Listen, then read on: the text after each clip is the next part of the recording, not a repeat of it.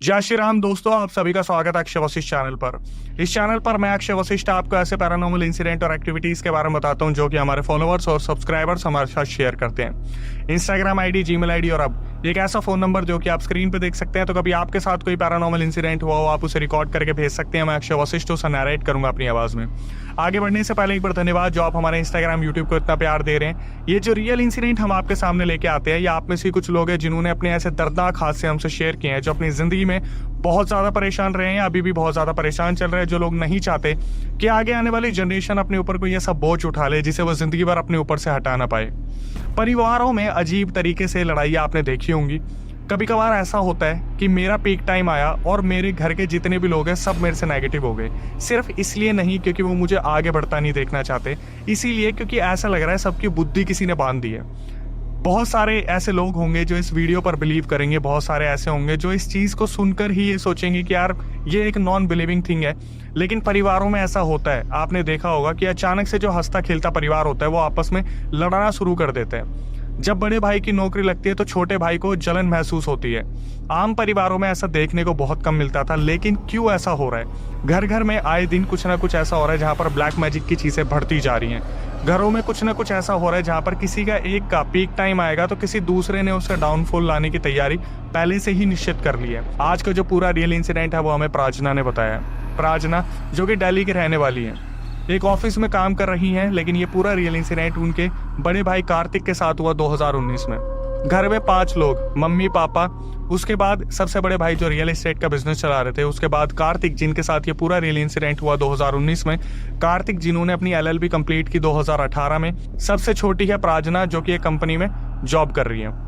घर में सब कुछ बहुत अच्छा चल रहा था, पैसे की कोई कमी नहीं थी, खुशियों की कोई भी कमी नहीं थी, घर परिवार सब कुछ बहुत सुखी था। कार्तिक जो कि 2018 में अपनी LLB कंप्लीट करते हैं, अपनी लाइफ में एक नया कदम उठाते हैं, और जब वो कोर्ट की तरफ पहुंचते हैं तो उन्हें पता चलता है कि अभी तो बहुत ऐसे साल लगेंगे जहां पर उनको तैयारी करनी है, बहुत ऐसे साल लगने वाले हैं जहां पर उनके पास कोई केसेस ही नहीं आएंगे, बहुत सारा टाइम ऐसा जाने वाला है जहां पर उनको लॉ की ऐसी बुक्स छाननी पड़ेंगी जहां पर नए नए क्लॉज उन्हें देखने को मिलेंगे।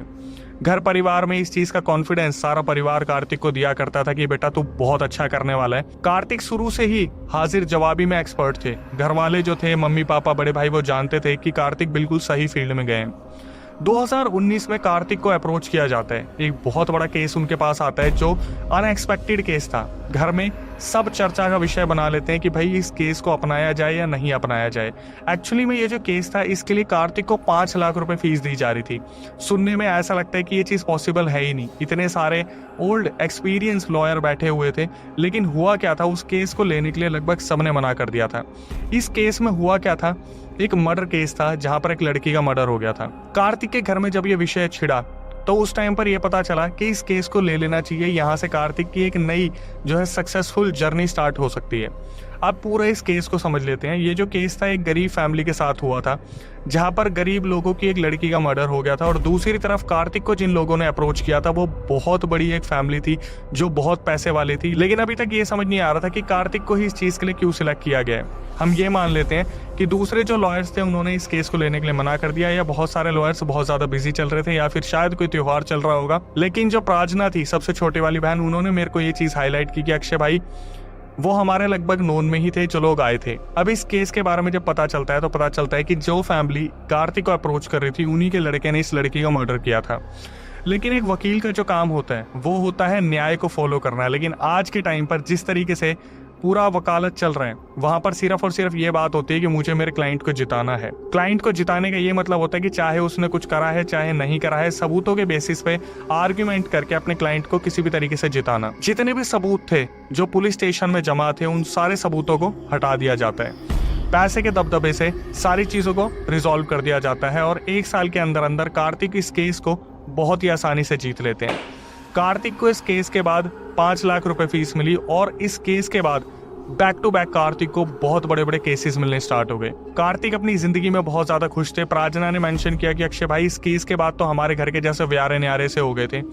हुआ क्या, जितने भी केसेस आते थे उनकी बड़ी बड़ी फीस आती थी। तो जो कार्तिक थे अभी तक अनमैरिड थे, उन्होंने क्या करा, एक नया घर बनवाया, पूरी फैमिली को वहां पे शिफ्ट किया। मिडिल क्लास फैमिली के जो लोग थे वो एक रिच कैटेगरी में चले गए थे। सिर्फ 2 से 3 साल के अंदर कार्तिक ने 4 से 5 नई गाड़ियां ले ली थी, नया ऑफिस ले लिया था, केसेस उनके पास इस तरीके से आते थे, महीने के 10-10 केसेस, 12-12 केसेस, 15-15 केसेस, और कार्तिक के पास इतना टाइम ही नहीं होता था कि वो इन केसेस को कहीं भी एंटरटेन कर पाए।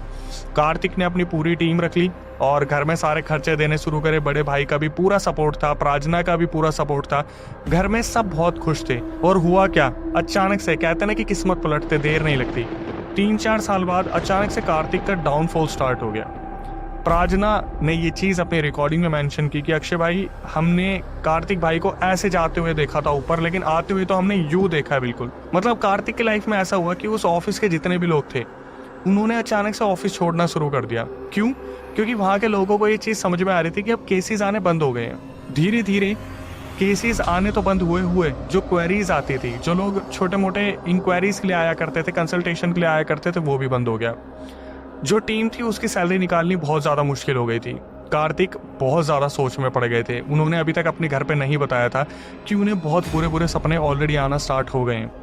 कार्तिक के साथ ऐसा होता था कि डेली लगभग उन्हें स्लीप पैरालिसिस आता ही आता था। हुआ क्या, कार्तिक के जो घर वाले थे वो अचानक से समझ नहीं पा रहे थे कि कार्तिक का इतना तगड़ा डाउनफॉल एकदम से कैसे आ गया। मतलब 3-4 साल में आपने इतना सब कुछ बनाया और एक ही लम्हे में आपसे सब कुछ छिनना स्टार्ट हो गया। घर जो था वो बिकने की कगार पे आ गया था।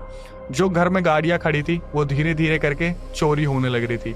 4 गाड़ियां थी जिसमें से 2 चोरी हो चुकी थी, एक में आग लग गई थी और एक ऐसे ही खड़ी रहती थी जिसका कोई काम होता नहीं था। कार्तिक ने अपने घर से बाहर जाना बिल्कुल बंद कर दिया था।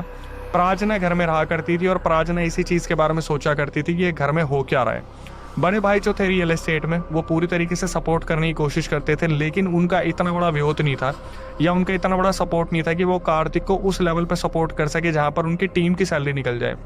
धीरे धीरे घर में सब कुछ बर्बाद होने लगा। सबसे पहले जो चीज़ें हुई वो ये हुई कि जो कार्तिक थे वो धीरे धीरे डिप्रेशन में जाने लगे। घर वाले कैसे ना कैसे कार्तिक को सपोर्ट करने की कोशिश करते थे, लेकिन फिर घर में ये जो माहौल बनता था आपस में लड़ाई होने का, चिकचिकबाजी होने का, धीरे धीरे मनमुटाव होने का, चीज़ें समझ में नहीं आ रही थी। कार्तिक अपने कमरे में पूरे दिन बैठे रहते थे। हाइपर टेंशन डिप्रेशन में जाने के बाद वो ऐसा लगता था पता नहीं किससे ही बात करते रहते हैं, एक तरफ देखते और बार बार वहीं घूरते रहते। एक दिन घर में सब आराम से बैठे हुए थे और तभी जो पापा थे वो मीटिंग बुलाते हैं, सबको बोलते कि एक कोने में आ जाओ, हमें बैठ के बात करनी चाहिए कि फैमिली में अचानक से हुआ क्या हो रहा है जिसकी वजह से फैमिली में आपस में इतने मनमुटाव हो गए हैं। तो जब कार्तिक वहाँ पे आते तो कार्तिक के रिएक्शन थोड़े से अजीब थे। कार्तिक सबके बीच में बैठते हैं और जब सारे घर वाले आपस में बात कर रहे थे कि यार एक्चुअली घर में हो क्या रहा है, तभी अचानक से कार्तिक मुंह पर करके बोलते हैं कि मुझे ऐसा लगता है कि मेरे ऊपर किसी ने एक टोटका करा है, मेरी ग्रोथ को रोक दिया गया है। अगर ये चीज़ें बहुत आम है तो मुझे नहीं लगता कि ये चीज़ें मेरे साथ बहुत आम तरीके से हो रही हैं। कार्तिक ने बताया कि लगभग पिछले 1 हफ्ते से मेरे को back to back sleep paralysis आ रहे हैं। मुझे महसूस हो रहा है कि मेरे पास कोई ना कोई आत्मा, कोई फीमेल एंटिटी है जो बाल खोल के मुझे देखती रहती है।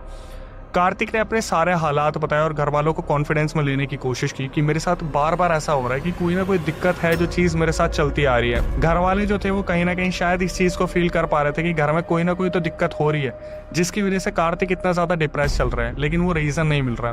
तभी कार्तिक बोलते कि मुझे पक्का पता है कि किसी रिलेटिव ने हमारे ऊपर कुछ ना कुछ किया है, किसी ने कुछ तो ऐसा किया है जिसकी वजह से हमारे घर के ये हालात हुए हैं, वरना जिस तरीके से मैं मेहनत कर रहा हूँ मेरी मेहनत में कोई कमी नहीं है। कार्तिक अपने सारे घर वालों को कॉन्फिडेंस में लेके सबसे पहले एक पंडित जी को ढूंढते हैं जो कि उनके घर से 10 किलोमीटर दूर रहते थे और उन पंडित जी के पास पहुंच के अपना सब कुछ आगे पीछे का बताते कि पंडित जी मैंने इतनी मेहनत से ये सब कुछ पाया था और अचानक से मेरे साथ ये सब कुछ हो रहा है कि मेरी सारी चीज़ें छिनती जा रही है। मुझे ऐसा लग रहा है कि या तो मेरे घर पे किसी ने कुछ ना कुछ किया है या फिर किसी ने हमारे घर पर कोई ना कोई टोटका छोड़ा है या बुरी नज़र की वजह से हमारा घर जो है वो पूरी तरीके से बर्बाद होने लग रहा है। जो वहाँ पंडित जी बैठे हुए थे वो कार्तिक को देखते हैं और एक ही बात बोलते कि देखो बेटा, हर बार सारी चीज़ों को इन चीज़ों से कनेक्ट करने की ज़रूरत नहीं होती, कभी कभार हमारा अप एंड डाउन हमारे हाथ में भी होता है। मतलब ये जो पंडित जी थे वो सीधा सीधा कार्तिक को बोलते कि बेटा ऐसा है कि तुम्हें मेहनत पे जो है ध्यान देना चाहिए, तुम इन सब चीज़ों से क्यों जोड़ रहे हो। और ये सब सुनने के बाद सारे घर वालों को बहुत ही निराशा के साथ वापस आना पड़ता है क्योंकि ऐसा लग रहा था कि सहानुभूति तो मिल गई लेकिन कोई सॉल्यूशन नहीं मिला।